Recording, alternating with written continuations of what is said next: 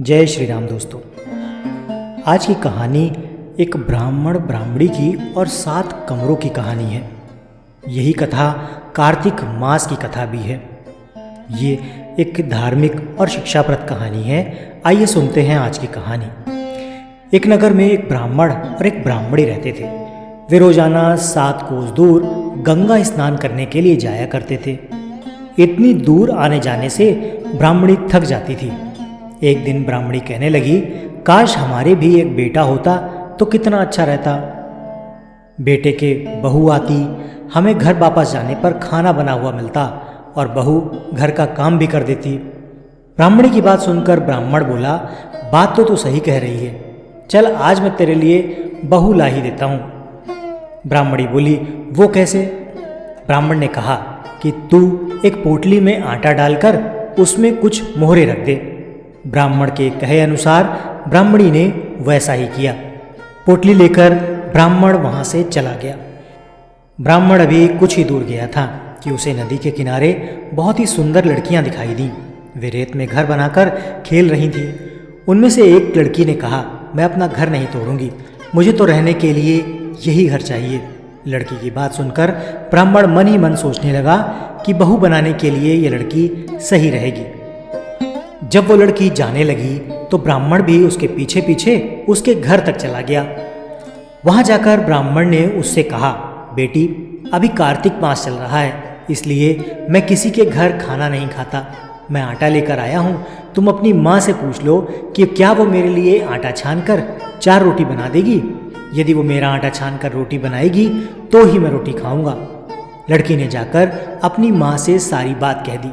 माँ ने कहा, ठीक है, जाकर बाबा से कह दे कि वो अपना आटा दे दें, मैं रोटी बना दूंगी। जब वो आटा छानने लगी तो आटे में से मोहरें निकली। वो सोचने लगी कि जिसके आटे में इतनी मोहरें हैं उसके घर में कितनी मोहरें होंगी। जब ब्राह्मण खाना खाने बैठा तो लड़की की माँ ने कहा, बाबा क्या आप अपने लड़के की सगाई करने जा रहे हो? तब ब्राह्मण ने कहा कि मेरा बेटा तो काशी में पढ़ने गया हुआ है, लेकिन यदि तुम कहो तो खांड कटोरे से विवाह करके तेरी बेटी को अपने साथ ले जाऊं। लड़की की माँ ने कहा, ठीक है बाबा, और फिर खांड कटोरे से अपनी लड़की की शादी करके उसे ब्राह्मण के साथ भेज दिया। ब्राह्मण ने घर आकर कहा, रामू की माँ दरवाज़ा खोलकर देख, मैं तेरे लिए बहू लेकर आया हूँ। ब्राह्मणी बोली, दुनिया तो ताने मारती ही थी, अब आप भी मारने लगे? हमारे तो कोई बेटा ही नहीं है तो बहू कहाँ से आएगी? ब्राह्मण ने कहा, तू दरवाज़ा खोल कर तो देख। जब ब्राह्मणी ने दरवाज़ा खोला तो सामने बहू को खड़ी देखा। उसने बहू का स्वागत किया और आदर सत्कार से अंदर ले गई। अब ब्राह्मण और ब्राह्मणी जब भी स्नान करने जाते तो बहू घर का सारा काम करके खाना बनाकर रखती। वो उनके कपड़े धोती और रात को पैर भी दबाती। इस तरह काफ़ी समय बीत गया। ब्राह्मणी ने अपनी बहू से कहा कि बहू कभी भी चूल्हे की आग मत बुझने देना और मटके का पानी कभी खत्म मत होने देना। एक दिन चूल्हे की आग बुझ गई। तब बहू भागी भागी अपनी पड़ोसन के पास गई और कहा कि मेरे चूल्हे की आग बुझ गई है, मुझे थोड़ी आग चाहिए।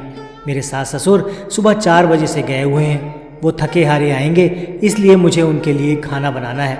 तब पड़ोसन ने कहा कि तू तो बावली है, तुझे ये दोनों मिलकर पागल बना रहे हैं, इनके कोई बेटा नहीं है। बहू ने कहा, नहीं ऐसा मत बोलो, इनका बेटा तो बनारस में काशी में पढ़ने गया है। तब पड़ोसन ने कहा कि ये तुझे झूठ बोलकर लाए हैं, इनका कोई बेटा नहीं। अब बहू पड़ोसन की बातों में आ गई और कहने लगी कि अब आप ही बताओ मैं क्या करूं। पड़ोसन ने कहा कि करना क्या है, जब तुम्हारे सास बहू आएँ तो जली फूकी रोटियां और बिना नमक की दाल बना देना। खीर का चमचा दाल में और दाल का चमचा खीर में डाल देना। वो पड़ोसन की सारी सीख लेकर घर आ गई और जब उसके सास ससुर घर आए तो उसने ना तो उनका आदर सत्कार किया, ना ही उनके कपड़े धोए। जब उसने सास ससुर को खाना दिया तो सास बोली, बहू आज ये रोटियां जली फूकी क्यों हैं और दाल भी बिना नमक की है। तब बहू ने पलट कर जवाब दिया, एक दिन ऐसा खाना खा लोगे तो कुछ बिगड़ नहीं जाएगा तुम्हारा। सास ससुर को खरी खोटी सुनाकर वो फिर से पड़ोसन के पास गई और बोली कि अब आगे क्या करना है। पड़ोसन ने कहा कि अब तुम 7 कोठों की चाबी मांग लेना। अगले दिन जब वे स्नान के लिए जाने लगे तो बहू अड़ गई कि मुझे तो 7 कोठों की चाबी चाहिए। तब ससुर ने कहा कि इसे चाबी दे दो, आज नहीं तो कल इसे देनी ही पड़ेगी। तब सास ने बहू को चाबी दे दी। सास ससुर के जाने के बाद जब बहू ने दरवाजे खोले तो देखा कि किसी में अन्न भरा है, किसी में धन भरा है और किसी कोठे में बर्तन भरे पड़े हैं। जब उसने उसके ऊपर का 7वां कोठा खोला तो देखा कि शिव जी, माता पार्वती, गणेश जी, लक्ष्मी माता जी, पीपल पतवारी, कार्तिक के ठाकुर, राई, दामोदर, तुलसा जी का बिड़वा, गंगा यमुना व 33 कोटि देवी देवता विराजमान हैं। वहीं पर एक लड़का चंदन की चौकी पर बैठा माला जप रहा है। ये सब देखकर उसने लड़के से पूछा कि तू कौन है? तब लड़का बोला कि मैं तेरा पति हूँ, अभी दरवाज़ा बंद कर दे, जब मेरे माता पिता आएंगे तब दरवाज़ा खोलना। ये सब देखकर बहू बहुत खुश हुई और 16 श्रृंगार कर सुंदर वस्त्र पहनकर अपने सास ससुर का इंतज़ार करने लगी। उसने अपने सास ससुर के लिए अच्छे अच्छे पकवान बनाए। जब उसके सास ससुर घर आए तो उसने उनका आदर सत्कार किया और प्रेम पूर्वक खाना खिलाया और पैर दबाने लगी। पैर दबाते दबाते बहू ने कहा कि माँ, आप इतनी दूर गंगा यमुना स्नान करने के लिए जाते हो तो आप थक जाती हो, इसीलिए आप घर पर ही स्नान क्यों नहीं कर लेते? ये सुनकर सास कहने लगी कि बेटी, गंगा यमुना घर पर तो नहीं बहती हैं। तब उसने कहा, हाँ माँ जी, बहती हैं, चलो मैं आपको दिखाती हूँ। तब बहू ने 7वां कोठा खोलकर दिखाया तो उसमें शिव जी, पार्वती जी, गणेश जी, लक्ष्मी जी, पीपल पतवारी, कार्तिक के ठाकुर, राई, दामोदर, तुलसी जी का बेड़वा, गंगा यमुना बह रही थी। 33 कोटि देवी देवता विराजमान थे। वहीं चौकी पर बैठा एक लड़का माला जप रहा था। माँ ने कहा कि बेटा, तू कौन है? लड़का बोला, माँ, मैं तेरा बेटा हूँ। तब ब्राह्मणी ने पूछा कि तू कहाँ से आया है?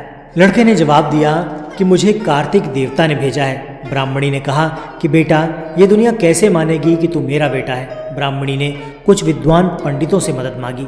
पंडितों ने कहा कि इस पार बहू बेटा खड़े हो जाए और उस पार ब्राह्मणी खड़ी हो जाए।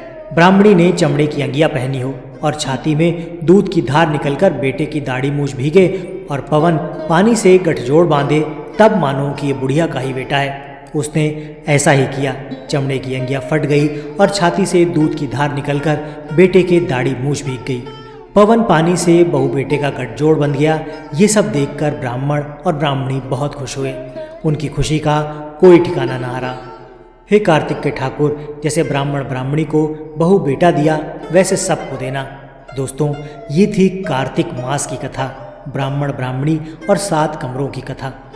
कार्तिक मास की कथा कहने, सुनने और हुंकार भरने वाले सभी पर कार्तिक देवता कृपा करें। दोस्तों, ये थी आज की कहानी। कहानी आपको कैसी लगी कमेंट करके ज़रूर बताइए। वीडियो पसंद आया है तो इसे लाइक करके चैनल को सब्सक्राइब कर दीजिएगा और बेल आइकॉन प्रेस करना मत भूलिएगा, जिससे जैसे ही कोई नई कहानी अपलोड हो उसका नोटिफिकेशन आपको तुरंत मिल जाए। तो हम मिलते हैं आपसे अगले वीडियो में ऐसी ही किसी रोचक कहानी या फिर लोक कथा के साथ। तब तक के लिए आपका धन्यवाद।